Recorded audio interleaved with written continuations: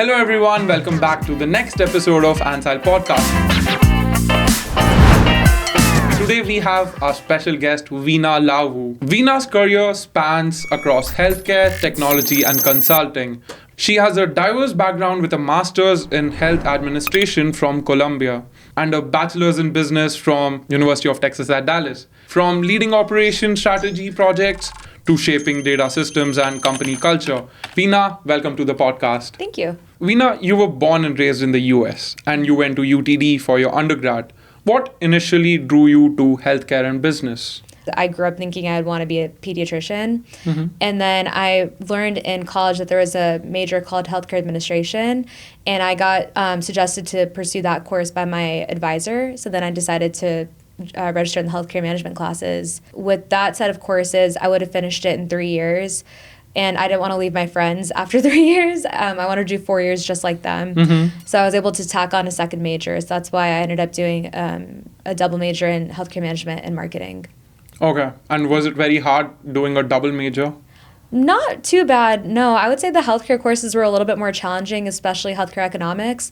But marketing was super interesting to me, so that came pretty easily to me as well. And after graduating from UT Dallas, you went on to Columbia for your master's degree. How was that transition like, and how did that impact your professional life? Yeah, that was a way bigger transition, especially because a master's is a lot more challenging, a lot more time consuming than undergrad is. The courses are just way more demanding, lots of outside of school work hours spent on studying for exams and completing different projects and such. And then also adding on top of that, leaving Texas for the first time really, and moving to a city like New York, which is just a completely different way of living. That was a huge adaptation as well. Okay. Yeah. You've worked across multiple industries. Did any specific course or professor at Columbia influence your career path? Yeah, his name was John McHugh, actually. He was the professor for our consulting courses. Professor McHugh was the one who led the consulting and strategy type of courses. So after completing his class and then going on to do the consulting group program at Columbia, I realized that's the path I wanted to pursue was in consulting. Was Columbia the only institute you applied for masters to, or did you get into other colleges as well? I got into others. I think I applied for 12 total, and I think I got into all of them. Okay. For me, it was between Boston, Cornell, and then Columbia. Ultimately, I chose Columbia. Okay.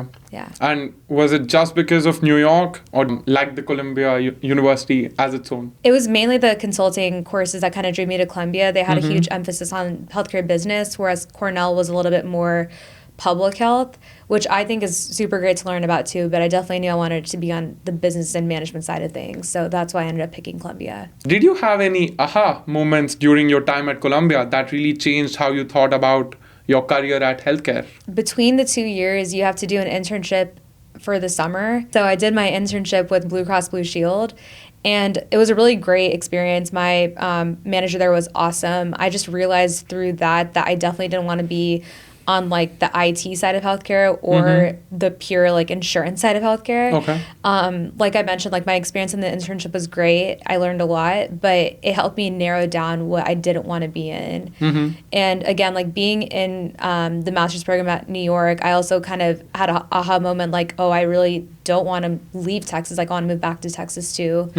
And again, through doing the consulting classes and such, that really emphasize the fact that I do want to pursue it because I had such a good learning experience in the consulting group at Columbia as well. We did our project with a local hospital, and we basically helped them improve their check-in efficiency and making sure that their patients actually do show up to their appointments. The patients for that specific hospital were lower income, so not a lot of them had access to specific technologies and such that people would send their reminders through.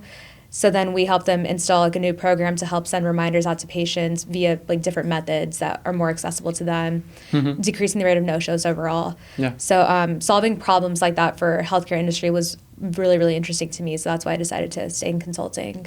Okay. So you wanted to make an impact in the healthcare sector, right? Yes. First you wanted to become a doctor. That's why you pursued your pre-med.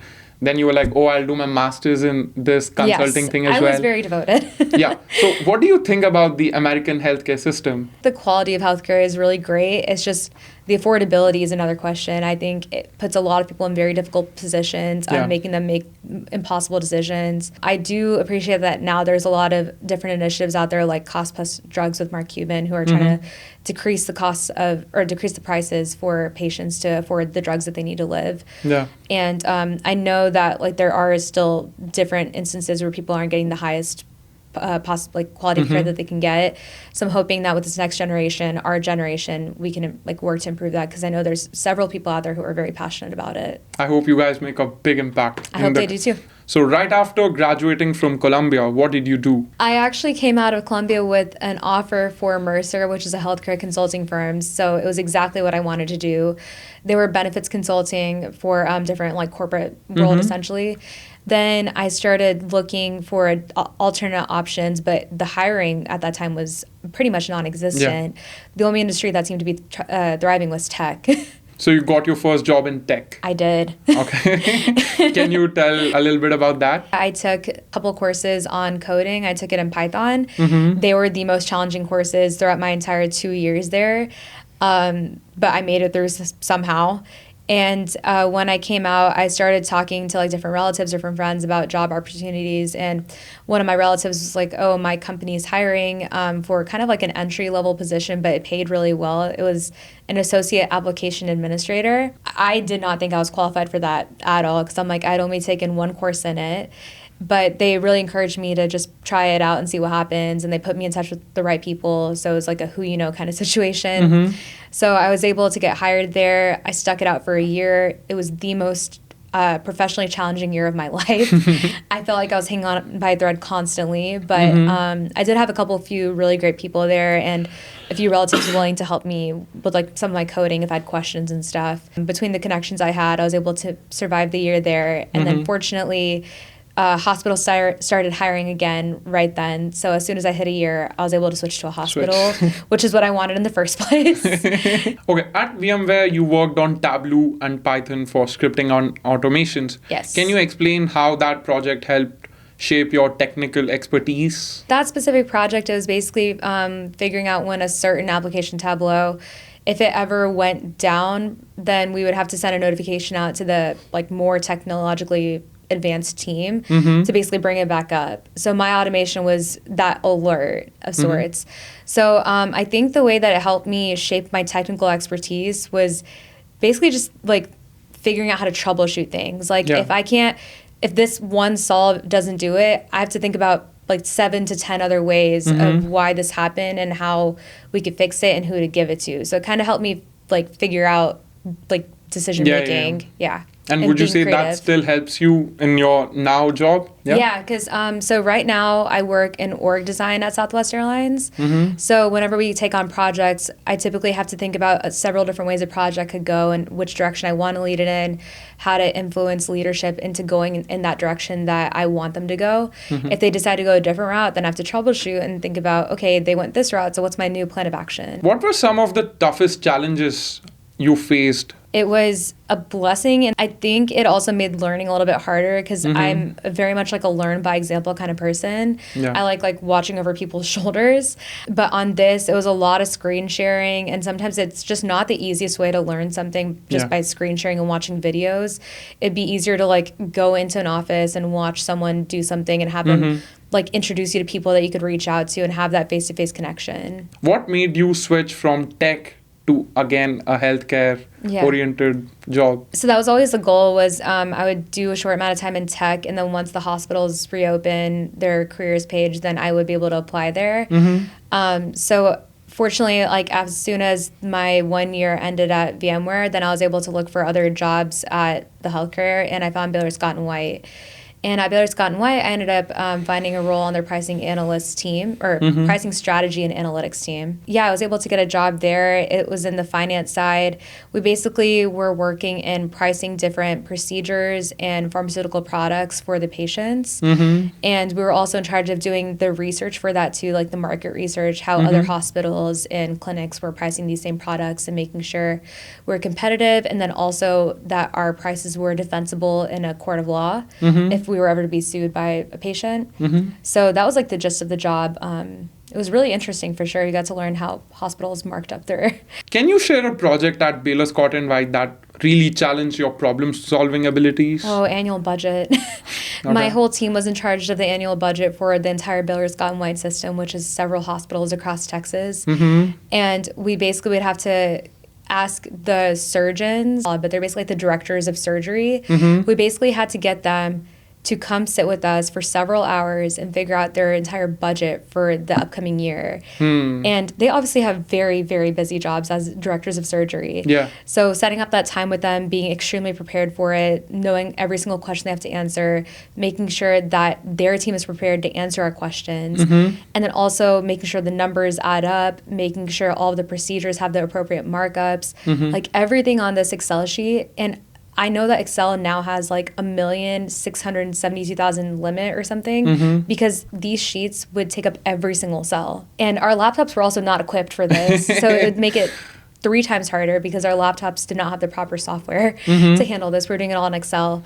So I think those were the most challenging days. You also revamped the PSA Teams onboarding curriculum at Baylor Scott and White.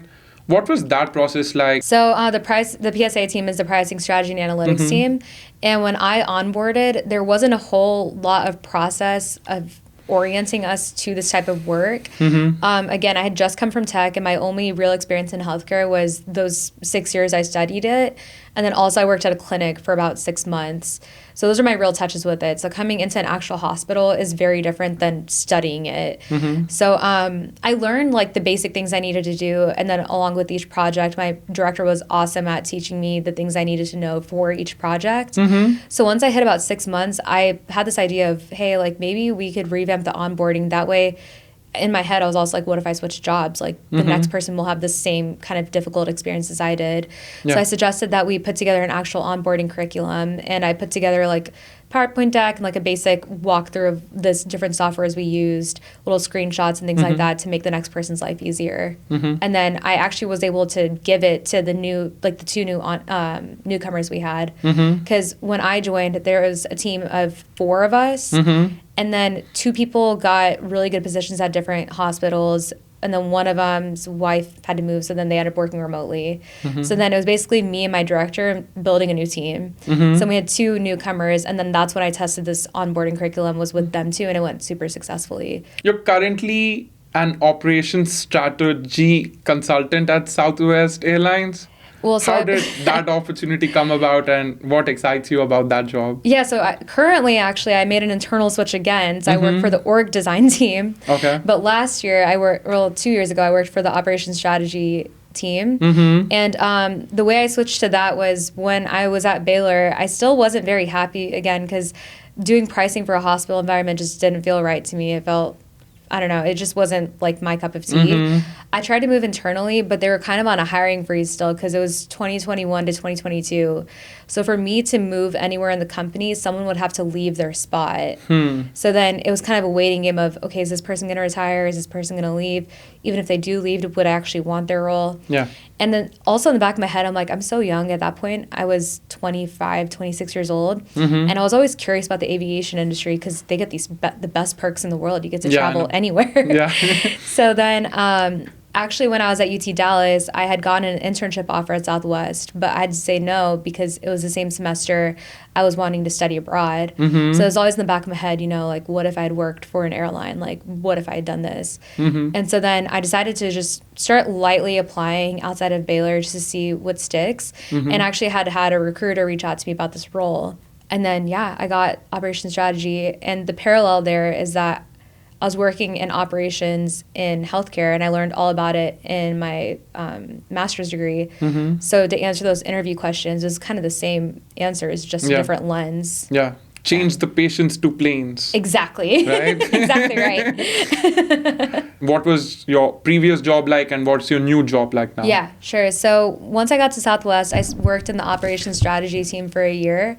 And within that team, I was basically working on like different initiatives that are kind of the liaison between business and technology. And then I also worked on things related to crew scheduling that were super interesting.